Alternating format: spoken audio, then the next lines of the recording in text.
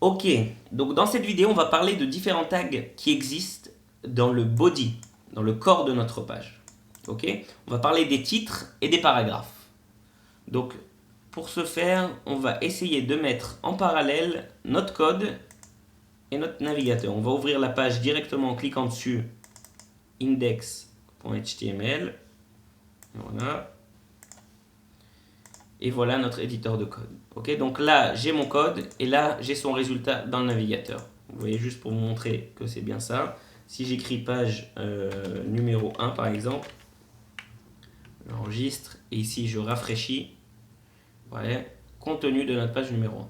Ok, donc maintenant, parlons des tags qui peuvent exister dans le body. Le tag le plus connu pour écrire du contenu, c'est le tag P, comme paragraphe. Ok, là, on peut écrire paragraphe 1. On n'a même pas besoin de le mettre directement, on peut l'écrire directement comme ça. Okay. Une chose importante, je voulais vous dire, c'est pour que votre code soit plus facile à lire, je vous conseille vraiment de l'indenter. C'est-à-dire quoi l'indenter? Vous voyez que le premier tag, il sera écrit le plus à gauche possible. Ensuite, les tags qui contiennent, là comme head, ils sont décalés par rapport à ce tag HTML. Donc ça me fait comprendre que le tag head se trouve dans le tag HTML. La même chose pour le tag title. Bon, là j'écris gros, donc il ne peut pas aller à la ligne, mais regardez si je diminue la taille, voilà ce que ça donne. Ok.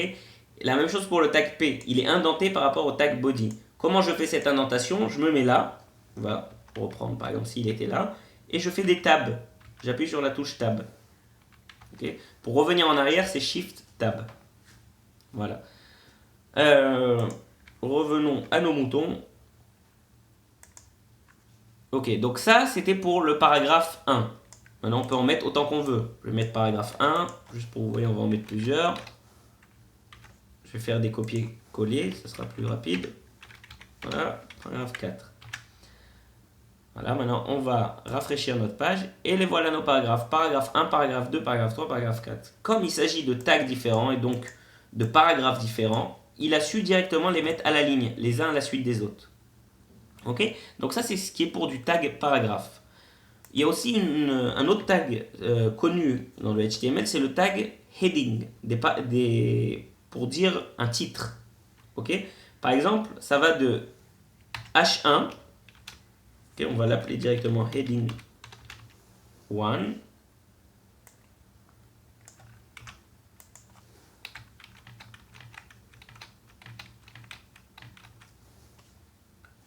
J'ai même fait un de trop. Voilà, ce que je voulais vous montrer c'est H2, H3, H4, H5, H6. Ok, ça va de H1 à H6. 3, 4, 5 et 6.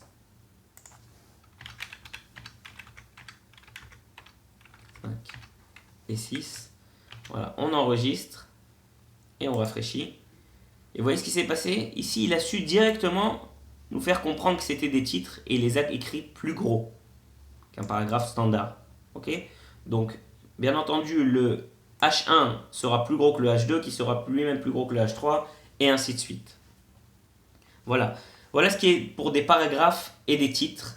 Il faut savoir que HTML5, okay, qui est la dernière version du HTML aujourd'hui, a amené avec lui énormément de nouveaux tags sémantiques. C'est quoi des tags sémantiques? C'est-à-dire que depuis le tag, je sais ce qu'il va contenir. Par exemple, j'aurai les tags header dans lequel je vais mettre ce qu'il y a dans mon en-tête.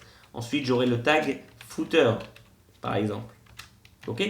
Tous ces tags-là sont des tags sémantiques qui aident en plus les robots de Google à bien indexer notre page, à comprendre où est quoi. Okay, parce que ce tag-là, il lui dira bien, là, tu as le header de ta page et là, tu as le footer de ta page. Voilà, en ce qui concerne les tags les plus répandus du body.